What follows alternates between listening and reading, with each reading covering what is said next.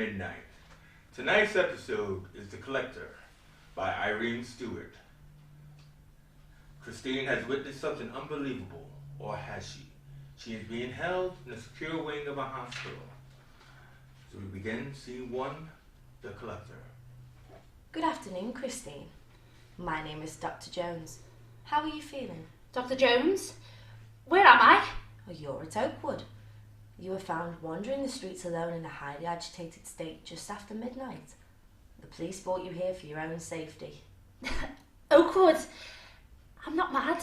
Nobody is saying you are. Oakwood is an establishment which houses patients with all manner of mental health issues. You were hysterical and incoherent, and the police couldn't make head nor tail of what you were saying. I wasn't on duty when you arrived, but I do believe you had to be restrained as you were abusive to one of our nurses. In fact, you tried to attack her. I'm sorry. I haven't got a violent bone in my body. I've never attacked anybody in my life. I wasn't myself. Oh, I was scared stiff at what I'd seen. You calmed down once the doctor on duty gave you a sedative. You kept asking for someone called Jake. He's my boyfriend. I was with him when it happened. I don't want to think or talk about it. Can I see Jake, please? I need to speak to him. He's not here, Christine. The police obtained a name and address from you, but there was nobody present. Does anybody else live with you? No, nobody lives with us. My head hurts and I'm very tired. Can I go home now? My bag? Do you have my handbag? Well, you didn't have anything with you when you arrived, and I'm afraid I can't let you go home in this state, Christine. I can't go home. What do you mean? I don't belong here. I'm not a crazy person. I'm as sane as you. I'm sorry, Christine, but your behaviour has given us grave cause for concern. Your rambling was apparently that of someone who'd witnessed something untoward, and we need to get them to the bottom of it before you can be released. You mean I've been... What's the word when you keep people in the likes of here without the permission? I think you referred to the term sectioned, Christine. No, you haven't been sectioned. So I'm free to go? Not at the present time. The sedative you were given will begin to wear off, and we need to monitor you. The police are also waiting to interview you. You made some very weird claims last night. I've told them you're not up for question at the moment, but I'd like you to tell me exactly what happened. I don't think I can. I don't want to remember. It was horrible. I know this is difficult for you, Christine, but I need you to tell me what happened. The police and staff said you looked terrified, as if you'd seen a ghost, and you were barely able to string 2 words together. You appear to be fairly lucid at the moment, and I believe that now is a good time to talk. I'm scared. My stomach's in knots. You said you'd come for me? Who will come for you, Christine? Jake? No! Not Jake. The collector. The collector said he'll come for me. Please don't let him take me. He scares me. He's here. There's no need to be scared. You're safe here. Now, I'd like you to start at the beginning and take your time. There's no need to hurry. I've got all the time in the world. Would you like a cup of tea? No, thank you. Can I have some water? When you're ready, Christine. I didn't want to go in there. It's always giving me the creeps. Where is there, Christine? The graveyard. So, Jake forced you to go in? No, not exactly. What do you mean, not exactly? We came out of the Crown and we were both a little drunk. What time was that? Around 10:30ish, I think. Carry on. You see, we're saving up to move to another flat. Ours is damp and we keep getting unwelcome visitors. Unwelcome visitors? Mice. They scratch away all night long and there's droppings all over the kitchen. We've been saving up for months and we've sat in every night. When Jake came home from work, he said, we need a night out. So we went out for our tea. To the pub. And then we went to the Crown. It was quiz night. So we joined in with a group of our mates. We came second. Had you both had a lot to drink? No, I think I had 3 or 4 wines and Jake had about the same. He drinks Stella. We didn't want to spend that much as, we are saving up. So how drunk were you? Just a little merry. Neither of us had a drink for ages. We weren't falling about or anything like that. So what happened when you came out of the Crown? We crossed over and we passed the fish place. We got a whiff of chips, and you know what it's like when you smell chips after you've had a few drinks. Jake went in and he bought a fish cake and a tray of cheesy chips. We sat on the bench and, in the square, and we said we both had a boss night. I began to feel a little sleepy, and as I'd had a busy day in work, I said to Jake, "You'll have to carry me home." As I was feeling really tired and I'd stupidly put high heels on, he said no, I was too fat. I hit him. Not in an angry way. I mean, I know he was only messing, and we were laughing our heads off. I really love him,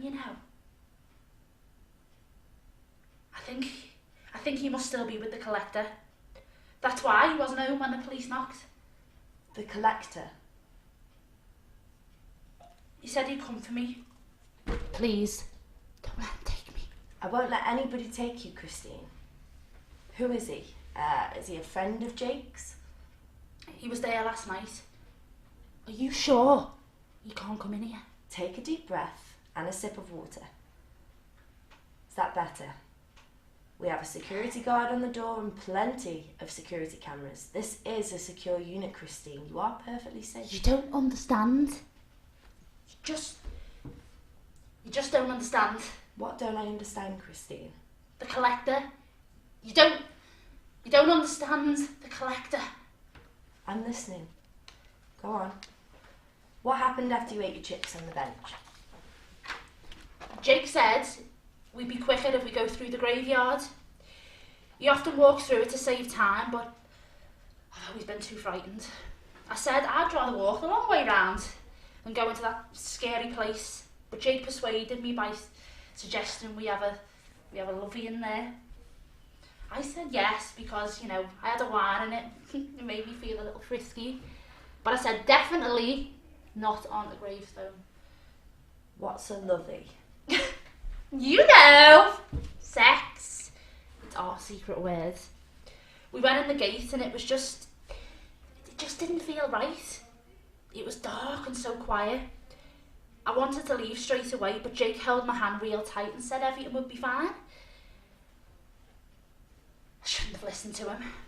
We shouldn't have gone through that gate. Now everything's changed and nothing will be the same again. Would you like to take a break, Christine? I'll go and have a word with the police, see if they've been able to speak to Jake. Surely he'll be wondering where you are. The collector? You'll be safe here. Nurse Watkins will look after you. Scene 2, the collector.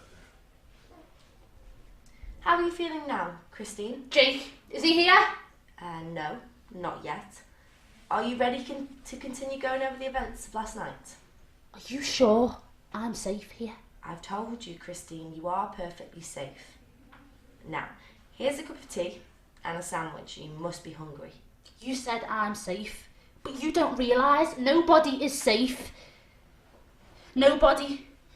And he said he's coming back when I've had the baby. You're pregnant. Why didn't you tell us? I don't know if I'm pregnant. He said he's not letting me go until I have the baby. Christine, listen to me. Calm down. You're not making any sense. We need to check out if you're pregnant. We'll do that later. But right now I need you to tell me exactly what happened last night. Do you understand me?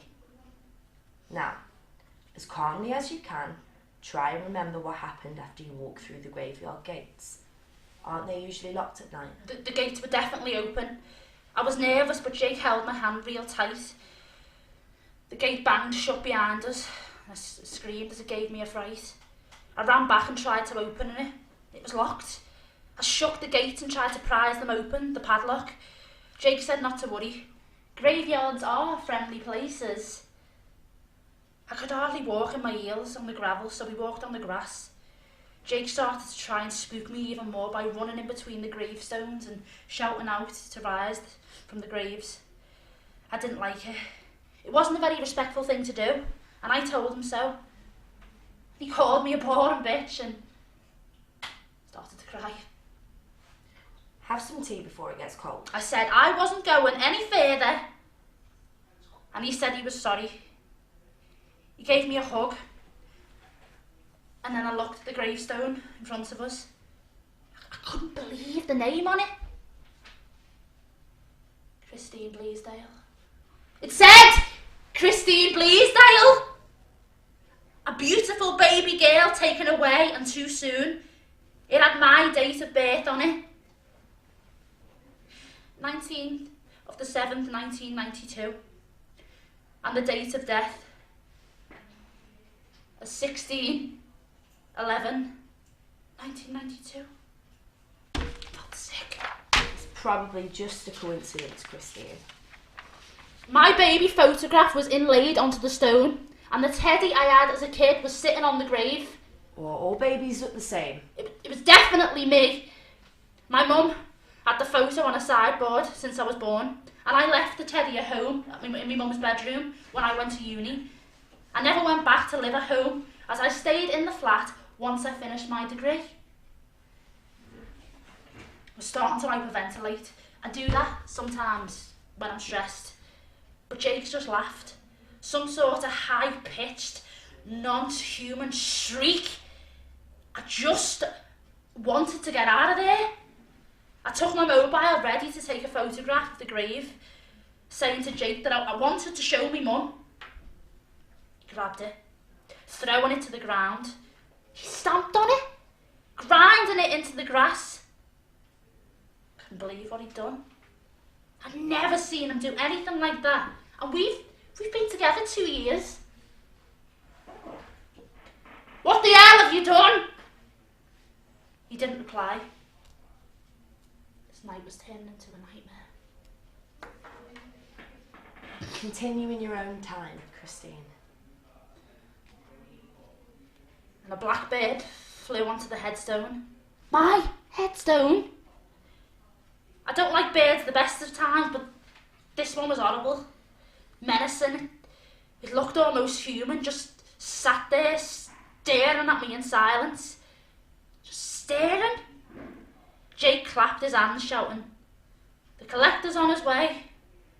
And when I asked him what he was talking about, he just went, "You'll find out soon enough." I've never been so scared in my life. I pleaded with Jake just for us to leave, but he stood there laughing, a non-human laugh. He became a stranger. More and more birds arrived. They seemed to come from nowhere. They sat silently on the headstones, looking but not moving. Jake was ecstatic. He was jumping up and down. I tried to walk away, but he pulled me back. He was shouting, "He'll be here soon, he's on his way." Then all the birds as one started quacking. This high-pitched noise, it was deafening. I had to put my hands over my ears. I was so frightened. All these birds just staring and screeching. It was like something out of a horror film. I wanted to run away, but Jake kept holding me tight. I managed to get away from his grip, scrambling on the floor. I tried to put my mobile back together, but it was futile. Who were you going to call, Christine? A taxi? I was going to call a taxi to meet me at the gate. I couldn't have gotten out any other way. It was locked. Stupid me. I just wasn't thinking straight. I needed to get out of there. The noise, the birds, Jake. I needed to get away. Take a sip of your tea, Christine. Relax, okay? Just relax. The birds, they stopped shrieking. And the place suddenly became silent again. The sound was still ringing in my ears, but the birds remained motionless. I felt every beady eye at each one of those birds on me, waiting, watching. And I was paralysed with fear. And Jake, he broke his silence. He said, "He's here, he's here." He was elated and I was speechless. "It's time," he said. "Come on." As he spoke, his face began to change. It started to become some sort of grotesque, unrecognisable. Are you okay, Christine? I understand this must be very distressing for you. Jake said we had to go into the crematorium. I refused, but he insisted, pushing and pulling me towards the building. The birds remained silent, watching and waiting. And then, one by one, they started to fly away. Jake's face, it was strange. It was almost unrecognisable. It was not quite human. I was shouting, screaming as he dragged me towards the building. He became more and more excited with each footstep. We were now at the building. The wooden door was closed. Jake passed through, dragging me behind him. We then passed through a closed door. I'll just have some of this if you don't mind. I'm shaking. I don't want to go back there. I don't want to remember. You're doing very well, Christine. I expected to be a crematorium, but we were in a long, narrow corridor. It was dark. I couldn't see a thing. Overcome by terror, I no longer resisted, and I walked merely behind Jake. I could see a light ahead, and we eventually entered an empty, dark room. Empty, apart from a figure standing there with the back towards us, wearing a long hooded cloak covering his head. I couldn't tell if it was male or female. "He's arrived. The collector's here," Jake whispered. He turned towards me. His face changed. Standing there before me was a man with the head of a black bird, with two beady eyes and a beak. My whole body felt like it belonged to someone else. It felt heavy. I couldn't move. I was rooted to the spot. I tried to scream, but no sound came out of my mouth. The three of us just stood there in silence for what seemed like an eternity. Then suddenly, in a nanosecond, Jake's body fully turned into a black bird, and he flew towards the collector, landing on the left shoulder.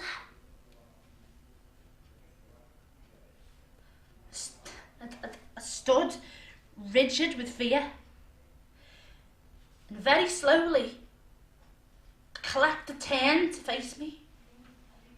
I was falling. Christine, what happened then? I don't know. I remember being outside the crematorium, lying on the floor. The doors were still shut. The words of the collector were ringing in my ears. He said he would come for me, but I had the baby. I couldn't stand, so I crawled towards the gates. The collector would come for me. Scared that Jake would follow me. The gates were wide open. I don't remember anything else. You do believe me, Dr. Jones, don't you? You do believe me? There's a knock on the door, and Dr. Jones leaves the room. Scene 3, the collector. Can I leave now? Is Jake here? Christine, I'm sorry to have to tell you this, but Jake was found dead about an hour ago. Dead. Dead. The collector? The collector must have killed him. I have to go. Let me out of here. Christine, calm down and listen to me.